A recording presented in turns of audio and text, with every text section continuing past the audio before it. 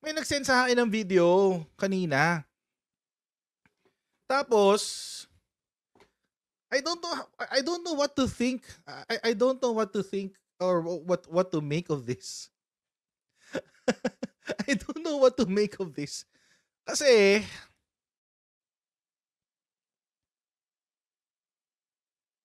hindi, panoorin na muna natin para kayo yung mag-decide. But pero sige, panoorin muna natin. I'm sure na nabalitaan niyo na 'to. Itong si Waldy Carbonell ba 'to? Carbonell yung last name yata nito. Waldy Carbonell. Sinend lang sa akin 'to kanina. Ngayon mga kochero, I'm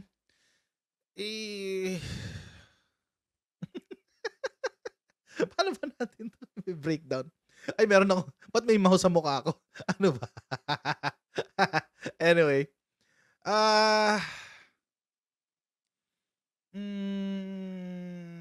panoorin muna natin and then let's try to make sense out of this. Panoorin muna natin. Isang mapagpalayang araw po sa ating lahat, mga kaibigan.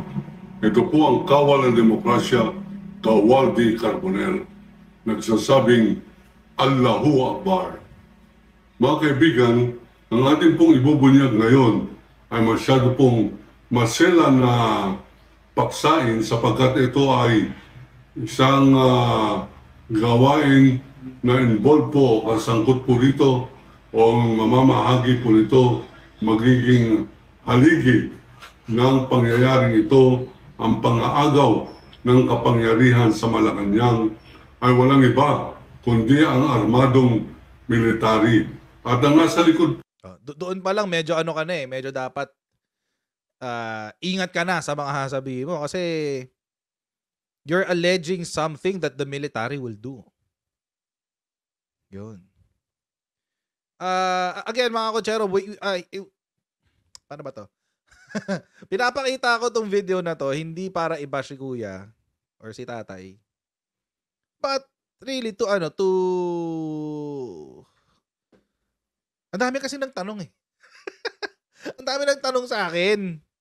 Kung anong palagay ko dito. Siguro may 4 o 5 nag-send sa akin itong video na to. So, ako naman, sige, tingnan natin, topic natin, and then let's break this down para let's see the validity or kung paano is there a possibility na mangyari yung ina-allege niya or lakas maka-eli pamato. Oo nga eh. But anyway, tuloy natin. Tayo muna mag-shoutout sa mga ibigan natin sa Sendwave! Ayan, bago tayo so ayun na nga naulit yung script ko doon So kung kayo po ay nasa US, UK, Canada, Italy, France, Spain, Ireland, and Belgium, ay pwede na po ay magpadala ng inyong mga remittances sa Pilipinas using Sendwave.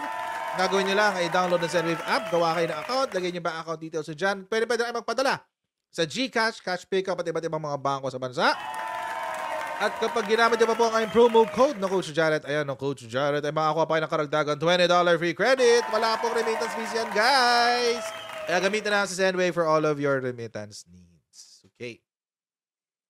po nito, ng disenyong ito, ay walang iba kundi ang dating Tabdawawenyo na alkalde, naging pangulo ninyo. Ang pangalan ay Rodrigo Traidor Duwag Duterte. Siya galit na galit siya kay Tatay Diggs. Galit na galit siya kay Tatay Diggs.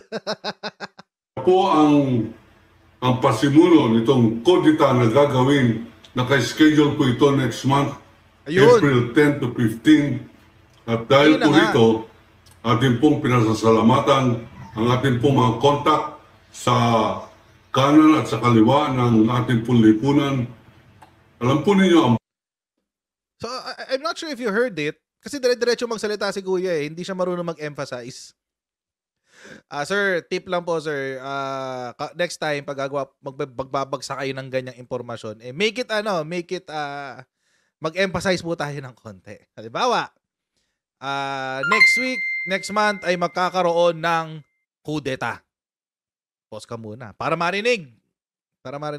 Mag-sink in sa mga naikik. Dire-diretso si Kuya eh. But anyway, according to Kawal D. Carbonell, magkakaroon daw ng kudeta next month. April 10 to 15. Yun. April 10 to 15. Hindi ko rin kilala to si Kawili. Waldi pala. Kawaldi. Hindi ko siya kilala. Pero, base sa pagsasalita niya, mukhang gigil na gigil siya kay Shady Gong. Traidor, duwag, Duterte. Galit na galit. Okay lang naman yun. May schedule. Yun nga sinabi, di ba? Balikan natin. April 10 to 15 daw ang sabi. 5 days. Parang concert lang, no? Atin pong mga kontak sa kanan at sa kaliwa ng ating pong lipunan. Legal po ito next month, April 10 to 15. Yun. At dahil po rito, ating pong pinasasalamatan ang ating pong mga kontak sa kanan at sa kaliwa ng ating pong lipunan. Alam po ninyo, ang buhay ng isang mamamahayag o journalist na pareho ko ay nandyan po sa mga koneksyon kung saan nanggagaling ang balita. Nanggaling po itong feed na ito o itong impormasyon na ito sa isang mataas na opisyal ng military. At siyempre, kasama po sa Code of Ethics o kaugalian na sinumpaan ng media ay hindi papangalanan ang kanyang informer o kung saan niya nakuha ang informasyon.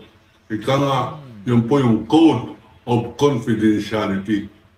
Ngunit, pareho po medyo nagkalkal ako kay Kawaldi. Wait lang. Isa lang ang lumabas na article tungkol sa kanya. Well, he is apparently a legitimate journalist. Totoong journal siya. Tapos ito yung kwento sa likod niya. Duterte dared broadcaster Waldi Carbonell to a duel, not the other way around. Magduduelo. May duelong naganap. In 2003, when Carbonell was in Davao, sabi niya. Ang claim daw, si Waldi Carbonell, a broadcaster who was recently arrested for libel, once dared former President Rodrigo Duterte to a duel. Finact-check daw siya. Yeah, it's known for challenging former President Duterte to a duel. It was not Carbonell who dared Duterte to a duel, rather than it was Duterte who dared Carbonell. This happened in 2003 when Carbonell was in Davao to investigate the murder of Davao City-based journalist June Pala. Si Duterte daw yung mayor noon, nung panahon na yun. Tapos nakasuhan na siya ng cyber libel, August 28, arrested siya, 6 counts ng cyber libel. Ilocos Norte, mayor ang nag-file. Ayun, radio commentator siya, ayan. Yan. Ano kaya nangyari sa kanya? Tingnan nga natin. I'm curious. Curiouser. Ayan siya, A local radio commentator who was once challenged to a gunfight by former President Rodrigo Duterte was arrested by police on Sunday on charges of cyber libel. Ayun. Medyo may edad na rin siya, 79. Nung panahon na to, 2022. So may 2 years na rin pala.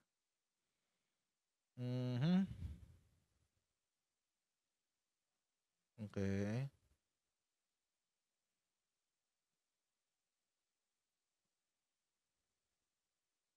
NPC siya, National Press Club. Si Kuya. Okay. Tapos, the move apparently infuriated. Okay. Dahil nag-i-investigative journalism si Kuya sa Davao noong 2003, nagalit sa kanya si Digong. Tapos sabi sa kanya, magbarilan daw sila 9 a.m. the following day. Tapos, eto.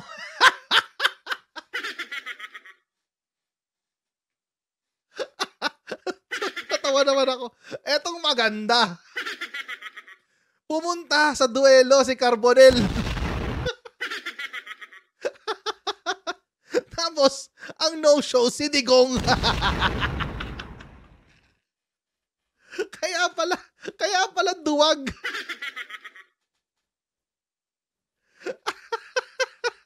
Kaya pala duwag. Oh my God.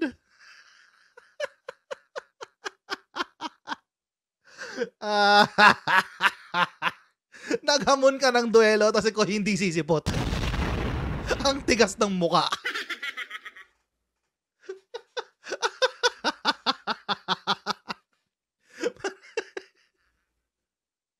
Naghamon ka ng barilan tapos hindi ka sisipot. Kung hindi mo pala kayang gawin, Shidigong, sana hindi ka na naghamon. Anak ka ng tipaklo.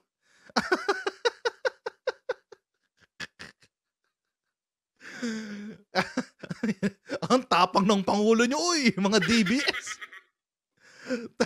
Carbonel lang sa kalam.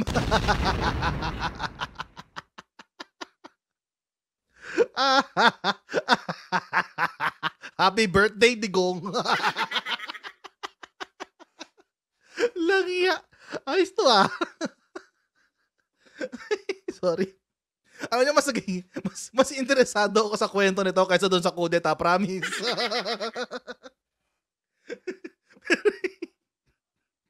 pero Kuya Willie, Waldy, Tatay Waldy, kung aabot man sa inyo tong video na to, sir, paikwento nga kung ano yung nangyari nun. Gusto ko malaman paano kayo hinamon ni Digong at paano hindi siya sumipot. Duterte was a no-show. Tikas na mukha ni Digong. Ay, Diyos ko. Happy birthday, Digong. Tuloy natin. Po natin pagbubunyag noong araw hinggil po sa plano ni Duterte na ipasara ang ABS-CBN.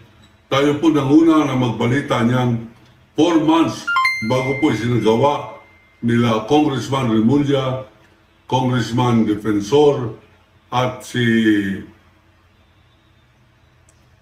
isa pang kongresistang party list, Marcoleta, mga kaibigan, Attorney na Marcoleta. nanguna sa pagpapasara ng ABS-CBN. Ngayon, ang ating pong advance information galing po sa isang mataas na opisyal ng military na nagsabi sa akin in confidence na magkakaroon ng kudita. Kudita, mga kaibigan, ang ibig po sabihin niya ay armadong pag-aaklas ng mga sundalo upang maagaw ang liderato ng isang bansa. Kudita. Yan po ay galing sa salitang Frances. Sorry, I had to cut him. Actually, iniisip ko na to, Ma'am Emmy Joaquin. Paano siya makakapag-kudeta? Simpleng duelo, hindi niya mapuntahan.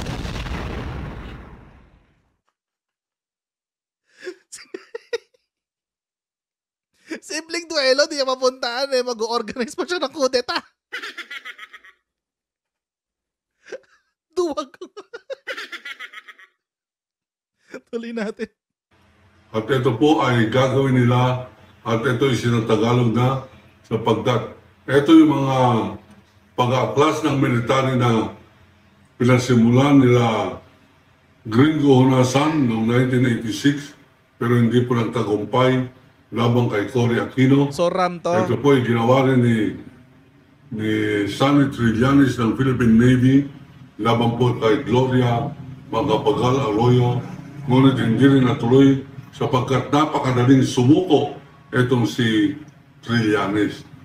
Ngayon, mga kaibigan, ang may pasimuno po nitong kudita na darating ay hindi po military, kundi financier o funder ng military ng pangalan ay Digong Duterte. Digong.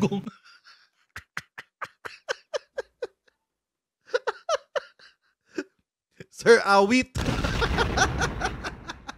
Kuya Waldy. Awit. Digong. Mga kaibigan, yan po ang ating pong pagbubunyag at yan po ang nakatakdang mangyayari ngayong Abril.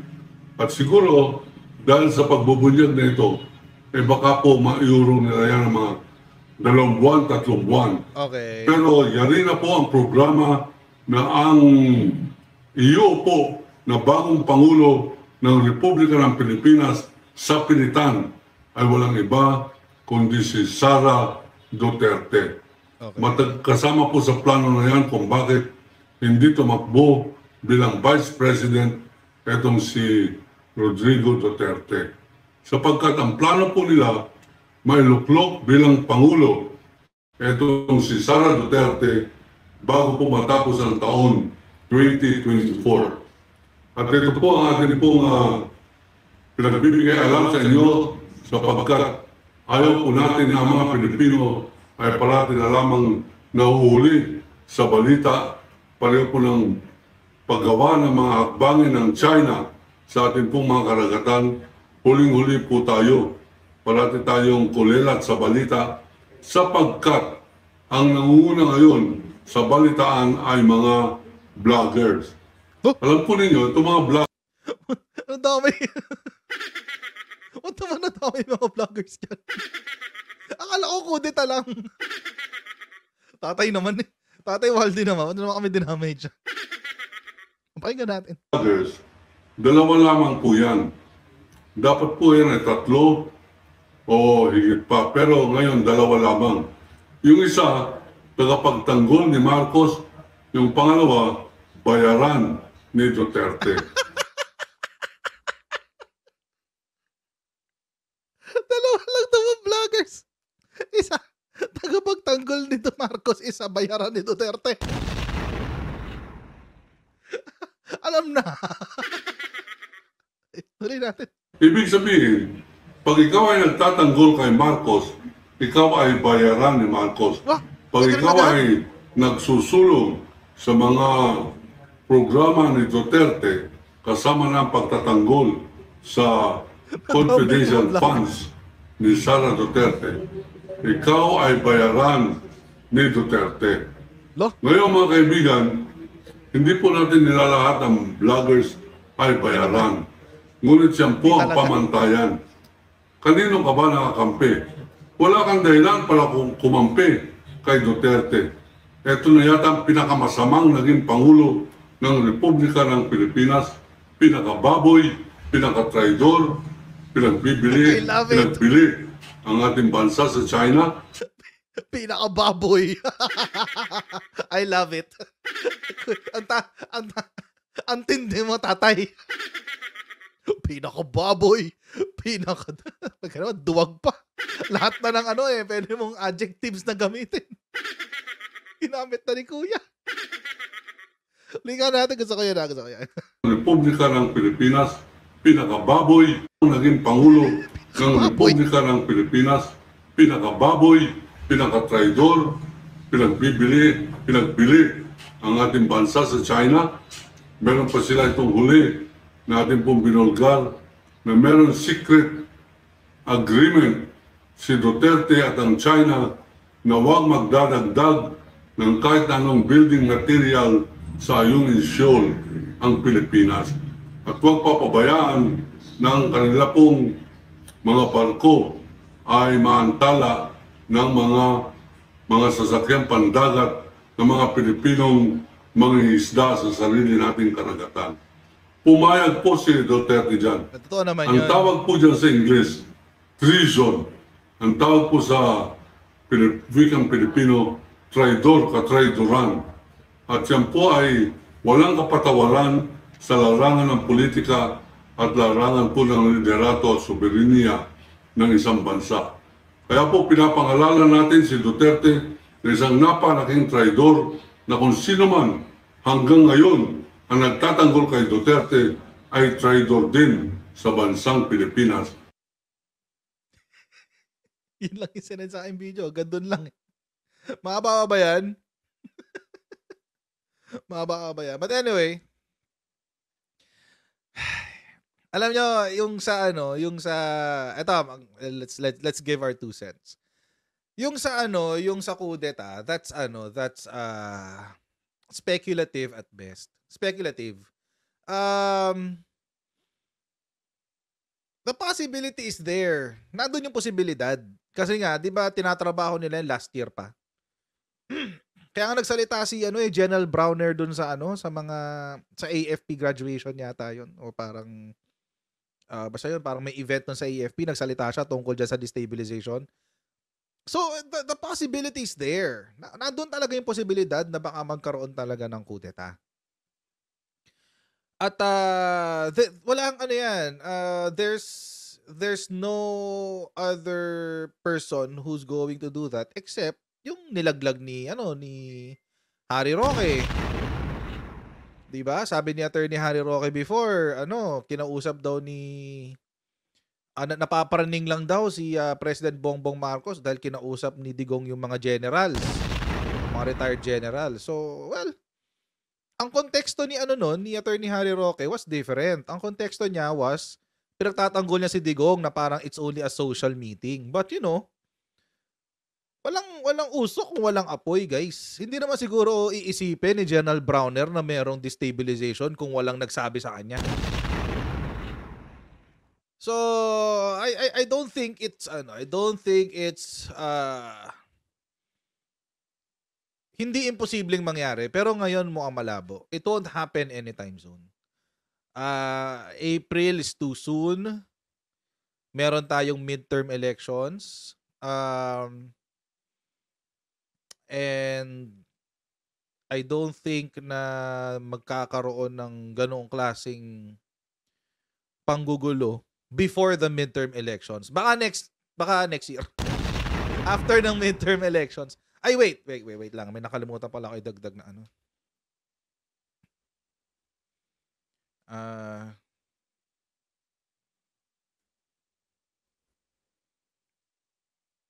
Yan, kailangan ko lang tong nandiyan lang siya para hindi ko makalimutan mamaya. So there. So ayun, so I'm not discounting the possibility. Pwedeng mangyari yan, but it's still debatable if it will happen. That's a big if. Hindi naman dependent yung yung kudeta sa kagustuhan ng taong bayan eh. Naalala niyo nung kay Gloria? 'Di ba yung grupo ni Trillanes doon sa Peninsula? Oh, kudeta 'yun, kaso wala nangyari. Yung RAM, kudeta rin 'yun pero wala rin nangyari. So yung kudeta, it's not dependent on the will of the people, but I don't think they will go that route eh.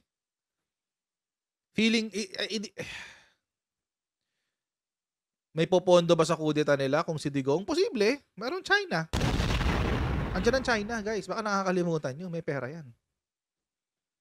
May pera yan. Mamaya nga, may kukwento ko sa inyo na may problema na sa sa 2025 elections eh. Nagsabi na si National Security Council. Pero mamaya, dadaanin natin. Pag-uusapan natin yan. So, si China may get involved sa kudeta na yan. Hindi natin alam.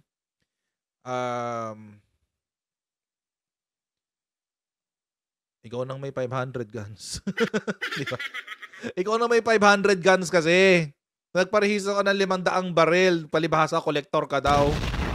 Sabi ni Digong, kolektor daw kasi siya. So, it's within the realm of possibility. But, I don't think it will happen anytime soon. Hindi yan mangyayari this year. I don't even think it will happen next year. Posibleng mangyari yan after the midterm elections. Mga 2026, 2027. Kung mangyayari man. But I'm highly doubtful na mangyayari yun. I'm highly doubtful na na mangyayari. Sabi niya yun. May 500 guns, no show naman. O nga. But anyway. Props to Kawaldi Carbonell for informing us na posibleng mangyari yan. But I would have to disagree for now. Hindi pala disagree. Not disagree. I would not bet on it. Di mo na ako susugal dyan sa kudeta na yan. Malabo eh. Malabo yung kudeta. I doubt. It won't happen. If it happens, o di maganda, di tama si Kawaldi, di ba? At least si Kawaldi may bayag. Di ba? Sana yun? Buti pa si Kawaldi, nung naghamon ng ng duelo, si Digong nagpakita. Si Digong no show. Mr. No Show. Mr. No Show si Digong eh. Nasaan na yung tapang? Nasaan na yung sinasabi ng mga Duterte Balahura supporters? Ang tapang-tapang naman ni Tatay Digong. Lang yan, naghamon ka ng barilan, hindi ka sumipot. Eto, mas gusto ko tong kwento na to, guys, promise. Mas gusto ko tong kwento na to. Kaysa dun sa kaysa sa kudeta. Kasi ito, nangyari na. Buti na lang kinlik ko yung link, no? Buti na lang kinlik ko yung link, nalaman natin na nag-no show pala si Digong. Gusto ko talaga to, promise. But anyway. Ay, naka. Happy birthday, Digong. Next time, pakita ka, ha? Next time, pakita ka, ha? Huwag ka maghahamon, tapos hindi ka tutuloy. Anyway, but props to Kawaldi, salamat sa information. At tulad ng kinoment ng isa nating viewer ngayon. I'll take it with a grain of salt. I will not bet on it. Not yet. So, but diba? Props to showing up sa duelo. At napahiya mo si Digong. No show daw. Naghamon ka. 9:00 sa munisipyo. Magduelo tayo 9:00 ng umaga sa munisipyo. Alay, hindi ka sumipot. Alang ko yung nakakausap. hindi ka talaga sumusunod sa mga gentleman's agreement mo.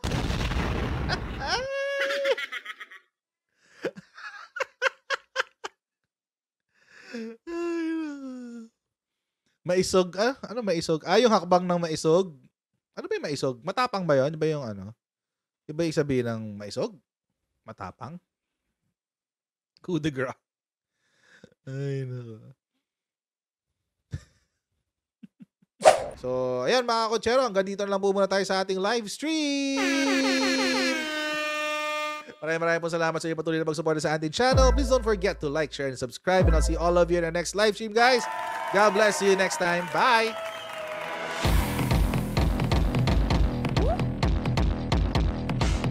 Pag ganun, huwag natin gawing tanga mga Pilipino. Mas maganda kasi nasa lugar ka ng tama kaysa yung pinipilit mo yung pagkakamali.